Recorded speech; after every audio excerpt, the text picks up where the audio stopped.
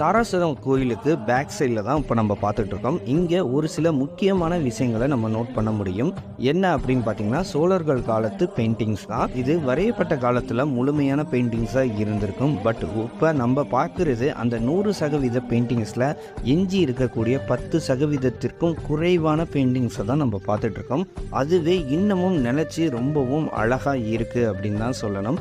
இதில் அவங்க யூஸ் பண்ண எல்லா பெயிண்டிங்ஸ் கலரும் பார்த்தீங்கன்னா எல்லாமே இயற்கையாக கிடைக்கக்கூடிய பொருட்களை இருந்து தான் அவங்க அந்த கலர்ஸை உருவாக்கியிருக்காங்க. அதுலேயும் நிறைய கலர்ஸ் டிஃப்ரெண்ட்டையும் காட்டியிருக்காங்க.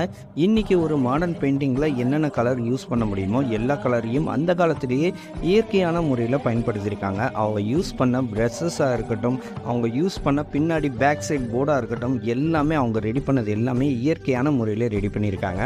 இதை பற்றின முழுமையான காணொளி இங்கே கீழே கொடுக்கப்பட்டிருக்க இந்த லிங்கை கிளிக் பண்ணி பாருங்கள் முழுமையான காணொலியை.